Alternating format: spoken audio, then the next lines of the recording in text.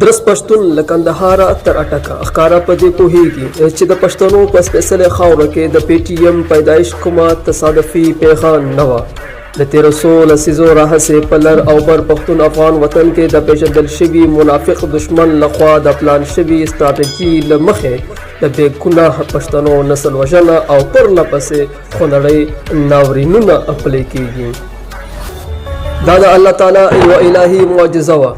چې د دولتي ترهګرۍ ناروا ظلمونو او غیر قانوني وژنو په وړاندې د مشر منظور احمد پښتين په مشرۍ کې د پښتون ژغورنې غورځنګ خپل سوله ایز لاریونونه پرلتونه او احتجاجونه پیل کړل. پی ټی ایم د استعماري ریاست په وړاندې نه یوازې د پښتنو د بشري حقونو ترلاسه کولو لپاره مبارزه کوي بلکې د پوځیانو ظلمونو د تریتم شویو کسانو خوشي کولو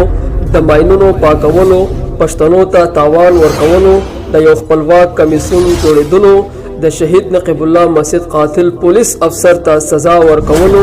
د ډلهییز سزاګانو ختمېدلو د پوسټ غیر قانوني بېځایه قبضه ختمېدلو د بلاک شویو پیژن پاڼو خلاصولو د پښتنو سره امتیازي سلوک بندېدلو په چیک پوسټونو کې غیر انساني رویې ختمېدلو او د پښتنو په سیمو کې د پوځیانو د محکمې له امره پرته د بې ګناه پښتنو وژلو په وړاندې په ډګر یو ولسي مزاحمتي مبارزه پیل کړې ده. پښتانه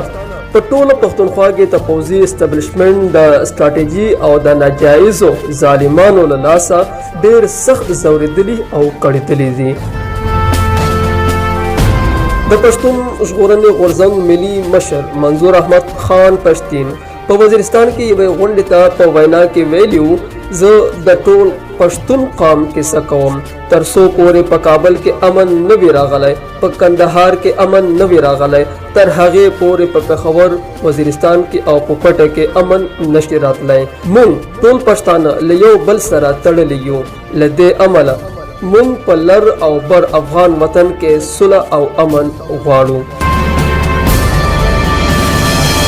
د پښتون ژغورنې غورځنګ ته پیداېښت مخکې کابل د پېښور کوټه د کندهار او که لوی وزیرستان یا لویه پکتیا وه یو د بل په نسل وژنه باندې خبر نه وو. په داسې حال کې چې منافق او سخت ظالم دښمن زموږ د سیاسي او جغرافیایي تاریخ زموږ کلچر او طبعي شتمنیو په لوټولو اخته وو. د پی ټی ایم د راپورته کېدو سره سم په لر او بر پښتون کې یو اتحاد او اتفاق رامنځته شوی دی. د پی ټی ایم سرلښکر د پښتنو د سرې خولۍ مشر په یوه معجزه‌ایي ډول لر او بر پښتانه له یو بل سره وتړل. نن که په لوی وزیرستان کې ظلم کیږي په کابل او کندهار کې خلک راوځي که پېښور کې یوه پېښه کیږي په بامیانو او ننګرهار کې خلک راوځي که کوټه کې ظلم کیږي په لویه پکتیا کې د کوټې خلکو په ننګ افغانان راوځي. له همدې امله په ټوله نړۍ کې درست پښتانه افغانان په یوه ولسي تحریک کې له یو بل سره په یو صف کې ودرېدل. د مشر منظور احمد پښتين په مشرۍ کې دغه غیر پارلماني او مزاحمتي ولسي تحریک به تل د لر او بر پښتنو افغانانو له هر اړخیزه ملاتړ څخه برخمن وي.